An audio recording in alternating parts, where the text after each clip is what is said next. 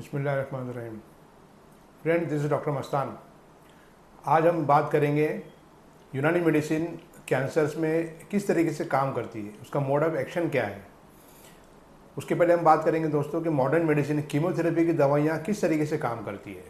तो उसकी बहुत अलग अलग स्टेजेस है, अलग अलग सेल साइकिल के ऊपर वो अलग तरीके से काम करती है। जैसे मिसाल के तौर से कुछ दवाइयाँ हैं अल्काइलेटिंग एजेंट्स के तौर से कहलाती है, जो डीएनए को डैमेज करती है, जिससे कि वो सेल जो है रेप्लिकेट नहीं हो पाता, यानी अपनी कॉपियाँ नहीं बना पाते हैं और बहुत सारे सेल्स नहीं बन पाते हैं और ट्यूमर की को कम होने में हेल्प मिलती है। कुछ मेडिसिन ऐसी है दोस्तों जो सेल के न्यूट्रिशन को रोकती है, मेटाबॉलिज्म को स्लो डाउन करती है, मेटाबॉलिज्म को डिस्टर्ब करती है। कुछ मेडिसिन ऐसी होती है दोस्तों जो माइटोटिक इनहिबिटर्स होती है, यानी माइटोसिस के प्रोसीजर को रोकती है वो। उसी तरीके से मॉडर्न मेडिसिन में कुछ दवाइयाँ ऐसी होती है जो एंटी ट्यूमर एंटीबायोटिक्स होती है, यानी वो दवाइयाँ जो सेकेंडरी इन्फेक्शन को ख़त्म करके ट्यूमर को कम करने में हेल्प करती है। और भी कई अलग अलग मॉडर्न मेडिसिन के अंदर दवाइयाँ हैं जिनके रोल्स जो है वो अलग अलग तरीके से काम होते हैं। यूनानी मेडिसिन की जहाँ तक बात है दोस्तों, यूनानी मेडिसिन एक unique medicine system of medicine है। यूनानी मेडिसिन काम करती है ट्यूमर्स के नेचर पर, ट्यूमर का मिजाज क्या है या पेशेंट का मिजाज क्या है। कुछ ट्यूमर्स जो होते हैं, जैसे यूनानी किताबों में जिक्र है औराम के बारे में, जो है औराम के बारे में डिस्कशन है कि कुछ वर्म जो होते हैं वर्मी रिखो होते हैं, ढीले वर्म होते हैं, नर्म होते हैं। कुछ औराम जो होते हैं वो गलीज मादे के साथ होते हैं, कुछ औराम जो है वो सख्त सलाबत पत्थर की तरह हार्ड होते हैं। उसी तरीके से कुछ और उनकी अलग अलग कैटेगरी देखी गई यूनानी किताबों में, और हर एक टाइप का जो वर्म होता है या ट्यूमर होता है उसका एक अलग उसूल इलाज और दवाइयाँ उसके लिए जो है यूनानी में बताई गई है। सिर्फ उस पर अच्छा काम और रिसर्च होने की ज़रूरत है ताकि परफेक्शन आए और रिजल्ट अच्छे आए। तो दोस्तों, यूनानी मेडिसिन की जहाँ तक बात है दोस्तों, यूनानी मेडिसिन का अपना एक पर्टिकुलर जो है वो काम करने का तरीका इस तरीके से है। जैसे मिसाल के तौर से हमारे पास कुछ पेशेंट्स आते हैं, उनका ट्यूमर बहुत एग्रेसिव होता है, यानी 3-4 महीने पहले डायग्नोज हुआ और 4 महीने में पेशेंट स्टेज 3 स्टेज 4 पे चला गया, 6 महीने के अंदर जो लास्ट स्टेज में पहुंच गया। उसी तरीके से कुछ पेशेंट्स आते हैं कि 6 महीने पहले 8 महीने पहले उनको डायग्नोसिस हुआ सीए ब्रेस्ट फॉर एग्जांपल, और अभी वो फिलहाल ब्रेन में चला गया, बोन्स में चला गया, बहुत सारे ऑर्गन्स में चला गया, लिम्फ नोड को इन्वॉल्व कर गया। ये जो नेचर ऑफ ट्यूमर है कि बाबा ये इधर उधर जो है तेज़ी के साथ फैल रहा है, ये सफरा है। सफरा की जब बात आती है तो हम उसको जो है उसको कंपेयर करते हैं आग से। जैसे कहीं आग लगती है तो वो अगर उसको ना बुझाया जाए तो तेज़ी के साथ पूरे एरिया को जो है वो खराब जो जला देती है। वही मामला सफरा का है। एक बार सफरा को तेज़ी के साथ बढ़ना शुरू हो गया तो वो रुकता नहीं है, फिर वो पेशेंट को जो है वो हलाकत में डाल के ही छोड़ता है और बहुत जल्दी ऐसे पेशेंट की डेथ हो जाती है। तो वहाँ पर हमने सफरा को क्या करना है, जैसे मिसाल के तौर से आग को बुझाने के लिए पानी की ज़रूरत पड़ती है, उसी तरीके से ऐसी दवाइयाँ यूनानी मौजूद है जिन्हें हम सफरा शिकन कहते हैं, या सफरा को जो डिटॉक्स करती है। जैसे मिसाल का दूसरे दोस्तों, सफरावी मिजाज के पेशेंट को अगर हम लोग सही तरीके से इलाज करेंगे तो हो सकता है कि किचन की दवाओं से भी वो रिजल्ट आए जो शायद कीमो से भी ना आए। मिसाल के तौर से अगर सफरावी मिजाज के पेशेंट को आप लूज मोशंस हो रहे हैं तो आप तेज पत्ते का जोशान दे सकते हैं। 1 से 2 खुराकों में 1 से 2 डोज में ही लूज मोशन रुक जाते हैं।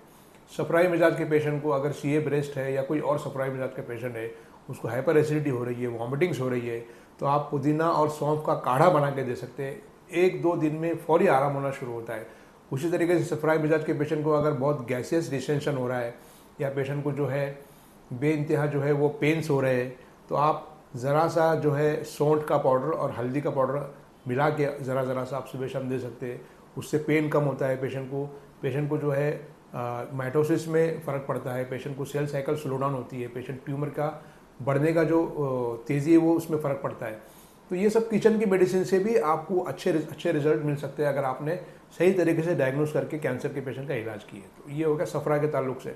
अब आइए बलगमी मिजाज के पेशेंट को जो हमारा अपना एक ये है कि बलगमी मिजाज के पेशेंट ताफुन को हम लोग उससे जोड़ते हैं, यानी प्यूट्रिफिकेशन, सड़न जिसको बोलते हैं। Low grade infection slow body में पनप रहा है और एक वक्त आने के बाद वो ट्यूमर में चेंज हो गया है।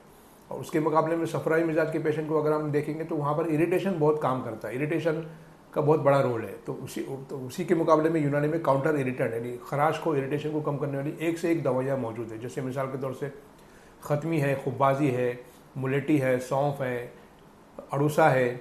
उसी तरीके से दोस्तों ऐसी कई दवाइयाँ हैं, बरगे गाउजुबान है, गाउजुबान गुले गाउजुबान है। ये तमाम दवाइयाँ क्या करती है, मकोह कासनी, मुसक्किन और मुरत्तिब का असर रखती है, एंटी सफरा एक्टिविटीज़ रखती है, जो सफरावी कैंसर्स में बेहतरीन तरीके से हेल्प कर सकती है। उसके मुकाबले में बलगमी कैंसर्स के बारे में अगर हम लोग आएंगे तो बलगमी कैंसर में सेकेंडरी इन्फेक्शन, तादिया डोमिनेट होता है, सड़न डोमिनेट होती है, स्मेल्स ये सब डोमिनेट होता है। तो वहाँ पर हमने जो है तनकिए, यूनानी में एक टर्म है तनकिया, डिटॉक्सिफिकेशन, वहाँ ये चीज़ ज़्यादा काम करेंगे। यानी जो है गलीज बलगम, गलीज मवाद को आप पहले ढीला कीजिए, नरम कीजिए और उसको डिटॉक्स कीजिए ताकि ट्यूमर का बर्डन कम हो।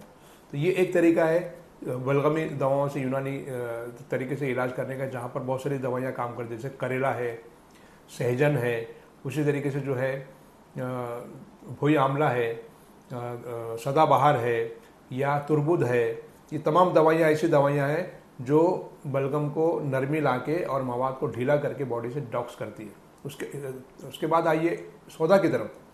सौदा एक ऐसी खिल्त है जो असिम्टोमेटिक रहती है बहुत सालों तक, यानी बहुत सालों तक, जैसे स्टोन का पेशेंट आता है, बहुत सालों तक कोई तकलीफ नहीं, अचानक उसको अंडे के साइज़ का जो है अचानक सोनोग्राफी में, एक्सरे में दिखाई दे रहा है, तो ये सौदा है। उसी तरीके से कैंसर के पेशेंट आते हैं, बहुत सालों साल तक कोई सिम्टम नहीं, अचानक बहुत बड़ा ट्यूमर सामने दिखाई दे रहा है, 15-20 साल पुराना ट्यूमर अचानक बिगर सिम्टम्स के, सिर्फ डायग्नोसिस में मालूम पड़ा, कोई सिम्टम्स नहीं है। तो वहाँ आके हमको जो है ये समझना पड़ता है कि शायद ये सौदावी मिजाज का ट्यूमर है। यहाँ पर वो दवाइयाँ इस्तेमाल करना है जो सौदा की डिटॉक्स हो। यानी मिसाल के तौर से सौदा का जो मिजाज होता है वो होता है बारिद और याबिस, यानी ठंडा और ड्राई, ठीक है, कोल्ड एंड ड्राई। तो वहाँ पर जो है गर्म उत्तर दवाइयाँ इस्तेमाल करनी होती है, जिसे हम लोग जो है इरिटेंट कहते हैं। इरिटेंट जैसे कि बापची है, बरगे सुदाब है, या दारचीनी है, या इस तरीके की मेथी है, ज़ीरा है। ये दवाइयाँ क्या है, गर्मी और तरी लिए हुए होती है, जो सौदा को तहलील करती है। ये दवाइयाँ सफरा में क्या करेंगी, इरिटेशन को बढ़ाएंगी, नुकसान को बढ़ाएंगी। तो सफरा में ये काउंटर इंडिकेटेड है, सफरा में ये ट्यूमर को बढ़ाएंगी, लेकिन सौदा के अंदर ये ट्यूमर को डिसइंटीग्रेट करती है। तो ये सफरा, सौदा, बलगम, ये तीन मिजाज को लेकर हम लोग काम कर रहे हैं, और हमारा कॉन्सेप्ट हज़ारों साल पुराना है, जिसमें कोई चेंजेस नहीं आया है, सिर्फ उसको पॉलिशिंग करने की ज़रूरत है, जिससे बेहतर से बेहतर इलाज कैंसर के पेशेंट को हम लोग को देखने को मिलता है। अगर आपका डायग्नोसिस सही है मिजाज के पॉइंट ऑफ व्यू से, तो किचन की दवाओं से भी आप बहुत अच्छे तरीके से इलाज कर सकते हो। उसके अलावा दोस्तों, ट्यूमर का जो मामला है, हमारे पास पेशेंट्स आते हैं, कीमोथेरेपी लेने के बाद भी उनको कोई आराम नहीं होता है, ट्यूमर में 1% भी ट्यूमर कम नहीं होता, बल्कि बढ़ जाता है।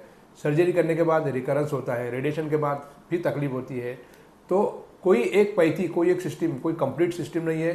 कई पेशेंट को कीमोथेरेपी, रेडिएशन सर्जरी से फ़ायदा भी होता है। जिनको फ़ायदा होता है वो करें, जिनको नहीं हो पा रहा है वो यूनानी, आयुर्वेदा और होम्योपैथी की तरफ आए अपने कैंसर के इलाज के लिए। लेकिन सही जो है अपना हकीम और डॉक्टर चुनिए, ताकि आप लोगों का नुकसान, आप लोगों को टाइम वेस्ट ना हो। तो दोस्तों, इस वीडियो को ज़्यादा से ज़्यादा लोगों तक पहुँचाइए ताकि बाकी के लोगों को ये नॉलेज मिल सके। Thank you very much, thank you.